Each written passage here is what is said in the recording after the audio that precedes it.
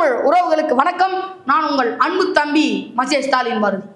ஓரணியில் தமிழ்நாடு என்ற திட்டத்திற்கு கீழே ஐயா முதலமைச்சர் மு.க. ஸ்டாலின் அவர்கள் ஒரு 6 கேள்விகளை கொடுத்து, இது எல்லாமே உங்களுக்கு பிடிச்சிருந்தா, இது எல்லாமே தமிழ்நாட்டில் நடந்தா இந்த எண்ணில் என்ன அழைச்சி எனக்கு பதில் சொல்லி எங்கள் கட்சியில் உறுப்பினராக இணைஞ்சிங்க அப்படின்னு ஐயா ஸ்டாலின் அவர்கள் சொல்லியிருக்காங்க. இந்த 6 கேள்விகளும் தமிழர்களுக்கு நடந்ததா, இல்லை நல்லதா, முரண்பாடானதா, ஓரணியில் எப்படி தமிழ்நாடு திரள போகுது அப்படிங்கிறது தான் இந்த காணொலியில் நம்ம விரிவாக தெளிவாக பார்க்க போகிறோம். வாங்க காணொலியில் போகலாம். ஓரணியில் தமிழ்நாடு அப்படிங்கிறது தான் நாம் தமிழர் கட்சி ரொம்ப நாளாக சொல்லிட்டு வராங்க. ஐயா சீமான் அவர்களும் தமிழராக ஒன்றிணைனோம், தமிழ்நாட்டு மக்களாக ஒன்றிணைனோம் அப்படிங்கிறது தான் ஐயா சீமான் அவர்கள் தொடர்ச்சியாக சொல்லிட்டு வராங்க.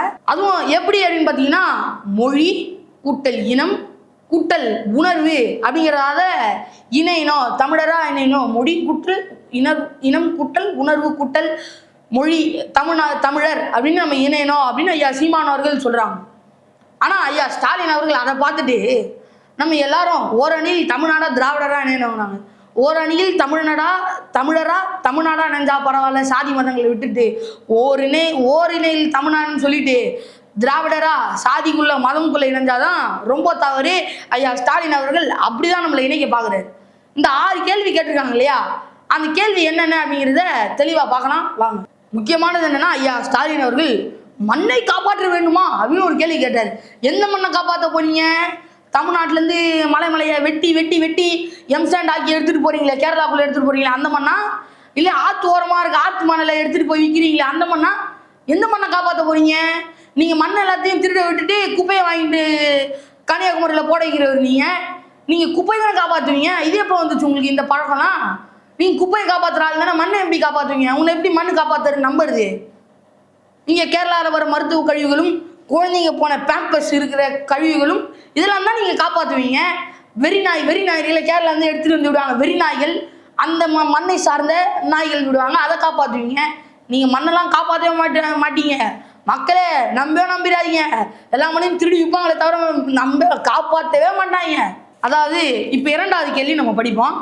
அதாவது மகளிர் தங்களின் உரிமை தொகையை பெற்றிடவும் விவசாயிகள், மீனவர்கள், நெசவாளர்கள் உள்ளிட்ட அனைத்து தரப்பினரின் நலன் காக்கப்படும் நலத்திட்டங்களை நாம் தொடர்ந்து பெற்றிட வேண்டுமா? என்ன கேள்வி கேட்டிருக்காரு பாருங்க.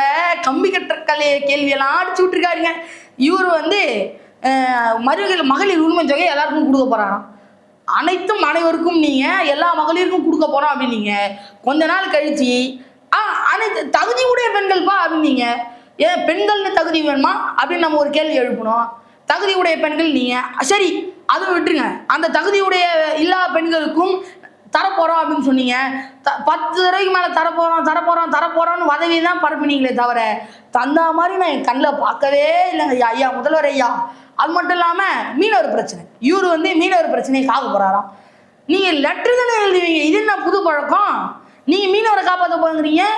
நீங்கள் உலகத்தில் இருக்க அனைத்து பேப்பர் மரங்கள் காலியாகிற வரைக்கும் லெட்டர் எழுதுவீங்களே தவிர நீங்கள் என்றைக்குமே உணர்வு வந்ததாக நான் பார்த்ததே இல்லையா? புது உணர்வாக இருக்கே உங்களுக்கு.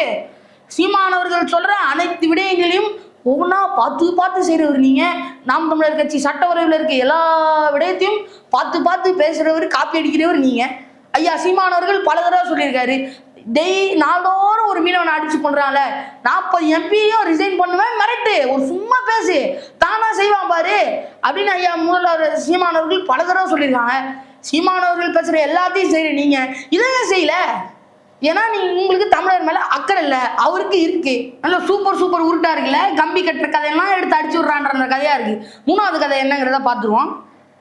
மாணவர்களுக்கான நிதி, கல்வி நிதி, மாநில வளர்ச்சிக்கான வழங்கப்பட வேண்டிய நிதி பகிர்வு, நியாயமற்ற தொகுதி மறுவரையறை, கொடுமையான நீட் போன்ற நுழைவுத் தேர்வுகள் போன்றவற்றிலிருந்து தமிழ்நாடு மற்றும் நம் இளைஞர்கள் எதிர்காலத்தை பாதுகாத்திட வேண்டுமா? எவ்வளோ ஒரு ஷார்ப்பான கேள்வி, யாருக்கும் உலகத்தில் தோன்றாத கேள்வி இது. கல்வி நிதியை தரணும் அப்படின்னு பேசியிருக்காங்க, அது உண்மை. கல்வி நிதியை தராமல் மறுக்கிறாங்க, அதை தரணும் அப்படின்னு கேட்டிருக்காங்க. அது மட்டும் இல்லாமல் மாநில வளர்ச்சிக்காக வழங்கப்பட வேண்டிய நிதி பகிர்வு, எது 1000 கோடிங்களா அந்த ஊழல் பண்ணிங்கள, எவ்வளோ கழுவுனீங்க? கக்கூசி 50 ரூபாய் 60 ரூபாய்க்கு கழுவுனீங்களா, அதுவா நிதி பகிர்வு? அப்புறம் நியாயமற்ற தொகுதி வரை. இது ரொம்ப தவறான. அவன் சொன்னான் பண்ண போறோம், உங்க கருத்தை சொல்லுங்க அப்படின்னா இவரு எதுக்கு பண்றீங்க, ஏன் பண்றீங்க, அதெல்லாம் பண்ணாதீங்க, 25 வருஷம் கழிச்சு மாத்துங்க கேட்டாங்க. நீ எப்படி பண்ணலாம், ஏன் பண்ணலாம்? மற்ற மாநிலங்கள் எதுவுமே அதை பத்தி பேசவே இல்லையே. அவன் மாட்டான் ஏதோ சொல்லியிருக்காங்க, நீ போய் நம்மளாலே பாரியா எவ்வளோ மொழி கொள்கை பிரச்சனைலாம் போயின்னு இருக்குது அப்படின்னு அவன் சொல்லிட்டு போயிட்டான். நீங்க என்ன பண்ணீங்க, எல்லா மாநில முதல்வர்களையும் கூப்பிட்டு எவ்வளோ நீர் பிரச்சனை, தண்ணி பிரச்சனை ஓடிட்டு இருக்கு. முல்லை பெரியாறு அணை, கர்நாடக மேகதாது அணை, இந்த எவ்வளோ பிரச்சனை ஓடிட்டு இருக்கு. இந்த பிரச்சனைலாம் பேசிக்கலாம். ஆனால் பேசாம பஜ்ஜி போண்டா தின்னுட்டு அப்படியே எல்லாரையும் அனுப்பி விட்டீங்க, வழி அனுப்பிச்சு விட்டீங்க. எதுக்கு கூப்பிட்டீங்க, எதுக்கு செஞ்சீங்க? சொல்லவே இல்லை. தொகுதி வரையறை சொன்னா ஐடியா சொல்லுப்பான், உடனே ஆரம்பிச்சிட்டீங்க அப்படியே கதையா. அடுத்த கேள்வி, அடுத்து என்ன அப்படின்னு பார்த்தீங்கன்னா, நீட் போன்ற நுழைவுத் தேர்வுகள் போன்றவற்றிலிருந்து தமிழ்நாடு மற்றும் இளைஞர்கள் எதிர்காலத்தை பாதுகாக்க வேண்டுமா? நீட் ரகசியம். ஐயா உதயநிதி ஸ்டாலின் அவர்கள் நீட் ரகசியத்தை சொல்ல மாட்டார். ஏன்னா அவருக்கு நீட்டு பற்றின அறிவே இருக்குதா இல்லையாங்கிறது தெரியல. நீட் அப்படிங்கிறது ஒரு தேர்வு இல்லையா? நம்ம என்ன சொல்கிறோம், நீட் தேர்வை ஒழிக்கணும்னா நம்ம கல்வி உரிமையை மொத்தமாக பெறணும் அப்படிங்கிற நம்ம தான் அதை தெளிவாக சொல்லிட்டு இருக்கோம். கல்வி உரிமைங்கிறத மொத்தமாக வாங்கிட்டோம்னா நம்ம வேணும்னா வச்சுக்கலாம், வேணும்னா தூக்கி போட்டுடலாம். கல்வி உரிமைங்கிறது நம்ம கீழே தான் இருந்தது, மாநில பட்டி கீழே தான் இருந்தது. ஆனால் இந்திரா காந்தி அம்மையார் அவர்கள் மத்திய அரசு கீழே மாற்றிக்கிட்டாங்க. ஆனால் மத்திய அரசு, ஒன்றிய அரசுலையும் அங்கே மனிதவளத்துறை கீழே தான் கல்வித்துறை இருக்கு தவிர கல்வித்துறைக்கோ இல்லை கல்வித்துறைக்கு ஒரு அமைச்சரோ அங்கே இல்லை. நம்ம என்ன சொல்றோம்னா, ஒரு கிளையை மட்டும் உடைக்கணும். எது கிளையை உடைக்கணும்? மரமே வாங்கிடு, கிளையை வேணா வச்சுக்கலாம், எல்லாம் வெட்டி தள்ளிடலாம். இதுதான் நம்ம சொல்றோம். இந்த ரகசியம் இதை சொல்ல மாட்டாங்க கடைசி வரைக்கும். ரகசியம் எங்களுக்குள்ளதான் உள்ளது, நாங்கள் வெளியில விட மாட்டோம், அப்படியே பிடிச்சி வச்சுக்கிடுவோம் அப்படின்னு சொல்றீங்க. நான் இது கதையா இருக்கு. இதெல்லாம் சாத்தியக்கூறே கிடையாது. இந்த 3 கேள்வியில எதுவுமே நீங்க செஞ்சதும் இல்லை, செய்ய போறதும் இல்லை. அடுத்து 4வது பார்ப்போமா? அடுத்த லட்டு. டெல்லியின் அதிகாரத்திற்கு அடிபணியாமல் தமிழ்நாட்டின் உரிமையை காக்கும் முதல்வர் தான் நம் மாநிலத்தை ஆள வேண்டுமா? யாரு? நீங்க டெல்லிக்கு அடிபணியாம இருக்கீங்க. நீங்க ஆட்சியில் இல்லாதப்ப என்ன பண்ணீங்க? ஏதோ ஒரு அபார்ட்மெண்ட்ல தெருமுனையில நின்றுக்கிட்டு நீங்களும் உங்க பையனும் கருப்பு சட்டையை போட்டுக்கிட்டு கருப்பு கொடையை பிடிச்சிட்டு கோபாக் மோடி அப்படின்னு குரல் கொடுத்தீங்க. ஆனா ஐயா மோடி நீங்க முதலமைச்சர் ஆயிட்டதுக்கு அப்புறம் ஐயா மோடி அவர்கள் வந்தாரு, கம்பேக் மோடி அப்படின்ட்டு வெள்ளை கூட பிடிச்சி நின்னீங்க. உங்க கதை பத்தி எங்களுக்கு தெரியாதா அப்பா? என்னப்பா இப்படி விளையாடுறியப்பா? ஒரு நியாயமா விளையாடுப்பா, ரொம்ப விளையாடாதுப்பா, உன்னை பத்தி தெரியும்பா. ஓரளவுக்கு உருட்டுங்க, ரொம்ப உருட்டாதீங்க. நாங்களாம் எதுக்கு இருக்கோம்? 36 லட்சம் பேரும் உங்க உருட்டை உடைக்கி தானே இருக்கோம். நாங்கள் அறியப்பட்டவங்க, உங்ககிட்ட இருந்து தெளிஞ்சு வந்துட்டோம். நீங்க எப்படிலாம் விதவிதமா உருட்டுவீங்க, அப்படி அடிச்சு விடுவீங்கன்னு எல்லாம் எங்களுக்கு தெரியும். ஆனால் ஓரளவுக்கு அடிச்சு விடுங்க, புரியுதா? ரொம்ப அடிச்சுட்றாங்க, அப்புறம் அசிங்கமாயிடும். நான்ப்பா உங்க அண்டர்ஸ்டாண்டிங் எங்களுக்கு தெரியாதாப்பா? கலைஞர் அவர்களுடைய சிலையை திறக்க அங்கே இருக்கக்கூடிய ஆட்களை கூடுவீங்க, ஐயா பிஜேபியில் இருக்கக்கூடிய ஆட்களை கூடுவீங்க. அது வரைக்கும் உங்களுக்கு ஆகாது. அது ஐயா கலைஞர் அவர்களுடைய சிலையை திறக்கிறதுக்கு மட்டும் ஆகும். அதுபோல் நாணயம், ஐயா கலைஞர் அவர்கள் நாணயம் வெளியிடும் போது அப்போ RN ரவி ஐயா முதலமைச்சர் அவர்களோட ஒப்பிட்டுக்கிட்டாரு. அப்படியே சகத்தோடர்களாக பணம் கிடையாது. அப்போ அண்ணாமலை அவர்கள் ஆட்டுக்குட்டி இல்லை, அண்ணாமலை மதிப்பிற்குரிய அண்ணாமலை. இது போன்ற விடயங்கள்லாம் செஞ்சீங்க. உங்கள் அண்டர்ஸ்டாண்டிங் எங்களுக்கு தெரியாதாப்பா? நீங்கள் போய் பிஜேபி பின்னாடி ஒழிஞ்சிக்கிட்டு மற்றவனெல்லாம் பார்க்குறவனெல்லாம் போகிறவனெல்லாம் பிடின்னு சொல்லிட்டு இருக்கீங்களாப்பா? பார்த்து பேசுங்கப்பா. உங்களை பற்றி தெரியும்பா. 36 லட்சம் பேர் இருக்கும், இன்னும் தெரியும்பா, இன்னும் காத்துட்டு இருக்காங்கப்பா, அவங்களுக்கும் தெரியும்பா, பார்த்து சொல்லுங்கப்பா. அப்புறம் அடுத்ததான் நைனா 5வது கேள்வி ஒன்று வச்சுக்கிறாரு நைனா. அது என்னன்னு படிப்போம். இவை அனைத்தும் சாத்தியப்பட மற்றும் நிலையான ஆட்சியினை வழங்கிட அனுபவமிக்க MK ஸ்டாலின் போன்ற ஒரு தலைவரால் மட்டுமே முடியும் என்று நம்புகிறீர்களா? அது என்ன அனுபவமிக்க? அவர் எப்போ முதலமைச்சராக இருக்காரு? இது என்ன எல்லாமே முரண்பாடாக தான் இருக்கு, எதுவுமே ஒத்து போகிற மாதிரி இல்லை. நீ எப்போ மக்களுக்காக போராடி இருக்கீங்க, தமிழ்நாடு மக்களுக்காக? இவை அனைத்தும் சாத்தியப்பட. அப்போ இவ்வளோ நாள் என்ன பண்ணிட்டு இருந்தீங்க? 4 வருஷமா 4 ஆண்டே சாட்சி ஈடு இல்லை ஆட்சிங்கிறீங்களே. அப்போ நான் இவ்வளோ நாளாக இந்த நம்பருக்கு ஃபோன் பண்ணாதான் இந்த மாற்றம்லாம் ஏற்படுமா? இதுக்கான ஒன்றும் மாற்றம் ஏற்படாதுங்களா? அப்போ 4 வருஷமா என்ன பண்ணிட்டு இருந்தீங்க இந்த மாற்றம்லாம் இல்லாமல்? அப்புறம் எதுக்கு உங்களை முதலமைச்சராக தேர்ந்தெடுத்தாங்க? இது போன்ற மாற்றங்கள் எல்லாம் உண்டாக்கணும் அப்படின்னு தானே தேர்ந்தெடுத்தாங்க. இது போன்ற மாற்றங்களை உண்டாக்கணும் தானே தேர்ந்தெடுத்தாங்க. இப்போதான் இந்த மாற்றத்தை உருவாக்க போறேங்கிறீங்க. நைனா தேர்தல் வரப்போ போனாங்க நைனா, இதெல்லாம் முன்னாடியே பண்ணிருக்கேன் நைனா. நீங்க கொஞ்சம் பார்த்து பண்ணுங்க நைனா. இதெல்லாம் உருட்டுறீங்க அப்படியே பச்சையா. ஏன்னா பார்த்து செய்யணும்னா. அனுபவமிக்க MK ஸ்டாலின் போட்டு வச்சிருக்கீங்கண்ணா. உங்க அப்பாவே உங்களை அவரு செத்தக்கப்புறம் தான் உங்களை முதலமைச்சர் ஆகணும்னு செஞ்சார் நைனா. பார்த்து செய்யணா. நிறைவா நம்ம 6வது கேள்வி வந்து பார்ப்போம். அப்படியானால் நம் மாநிலத்தில் கோடிக்கணக்கான குடும்பங்களுடன் தாங்களும் தங்கள் குடும்பமும் ஓரணியில் தமிழ்நாடு என கரம் கோர்க்க விரும்புகிறீர்களா போன்ற கேள்விகள் கேட்கப்பட உள்ளதா. நாம வந்து என்ன சொல்றோம், சாதி மதம் கட்சி எல்லாத்தையும் விட்டுட்டு ஓரணியில தமிழரா வரணும் அப்படிங்கிறது தான் நம்ம இலக்கிய நாம் தமிழர் சட்ட வரைவிலும் இருக்கு. அதுதான் தமிழ் தேசியம். இப்ப சீமான் அவர்கள் பேசுறத பார்த்துட்டு ஓரணியில இணையணும் அப்படின்னு சீமான் அவர்கள் பல காலமா கத்திட்டு இருக்காரு. அப்பதான் மேகதாதானையை தடுக்க முடியும், முல்லை பெரியாறு பிரச்சனையை தீர்க்க முடியும், பரந்தூர் விமான நிலையத்தை தீர்க்க முடியும். இது போன்ற பல பேச்சுகளும் கேள்விகளும் நிலவிட்டு.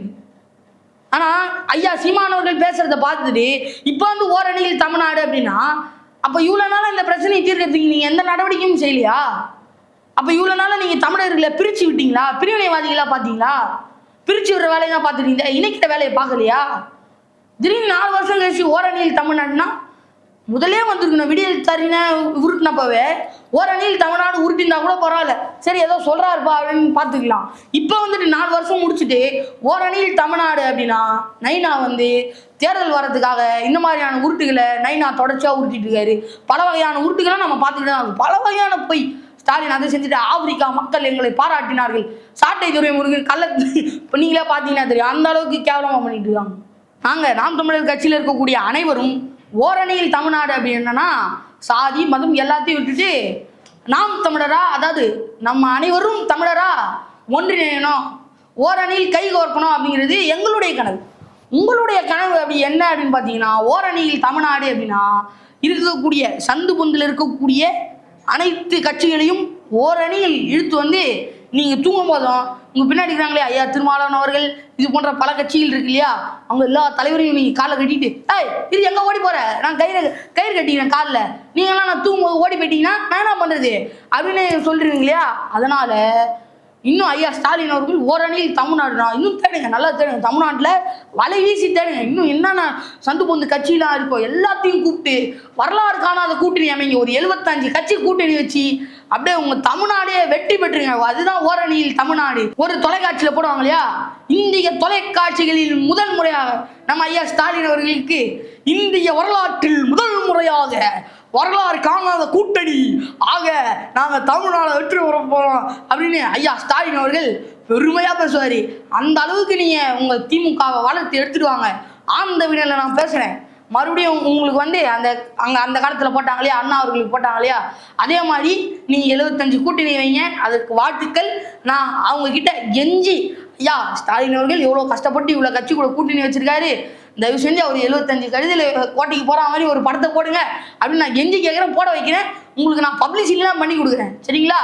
சரி, நான் சொல்றது என்னன்னா, சாதி மதங்கள் அனைத்தையும் தவிர்த்து தமிழ்நாடு தமிழர் அனைவரும் ஓரணியில் நின்று ஆரிய திராவிட போரை எதிர்த்து அடித்து உடைக்க வேண்டும்.